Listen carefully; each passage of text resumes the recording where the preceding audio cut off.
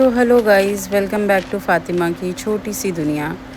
तो गाइस, आज मैंने कुछ ग्रॉसरी ऑर्डर करी थी तो सोचा आप लोगों को दिखा दूँ। एक बुरी खबर है, मेरा एक्सीडेंट हो गया है। मैं ऑफ़िस से पीजी आ रही थी अपने, और मुझे 6 स्टिचेस आए हैं पैर में। पीजी में कोई भी नहीं था, सब अपने घर गए हुए थे, तो मैं अकेली थी और भी ज़्यादा डिप्रेस हो गई। बट सोचा व्लॉग बनाती हूँ, शायद मुझे थोड़ा नॉर्मल लगे। आप लोग प्लीज़ मुझे सपोर्ट करते रहो।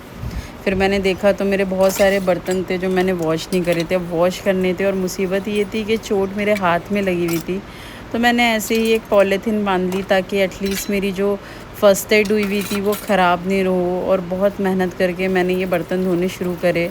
गाइस, सच में मुझसे खड़ा नहीं हो जा रहा था क्योंकि स्टिचेस थे, बट करना था क्योंकि कोई है नहीं करने वाला। मैं बस आप लोगों को यही शेयर करना चाहती हूँ, ज्ञान देना चाहती हूँ, सजेशन देना चाहती हूँ कि बहुत सोच समझ के अपने घर से निकलिएगा आप जब भी निकले। क्योंकि एक बार अगर हम अपने घर से निकल जाते हैं ना, चाहे हम नौकरी के लिए निकल रहे हैं या किसी और वजह से निकल रहे हैं, फिर घर वापसी नहीं हो पाती। इसलिए घर से जब भी निकलो बहुत सोच समझ के निकलो। फिर उसके बाद मैंने ये अपनी बेडशीट चेंज करी, बिकॉज़ जो मेरी पुरानी बेडशीट थी जब मैं घर आई तो वो ख़राब हो गई थी, क्योंकि मेरी जो बैंडेज और जो मेरी चोट लगी थी ना, उसके ना स्पॉट उस बेडशीट पे लग गए थे। देन मैंने दवाई खाई, बिकॉज़ मुझे पेन किलर लेना था और मेरे बहुत ही ज़्यादा पेन था, इसलिए मैंने पेन किलर लिया।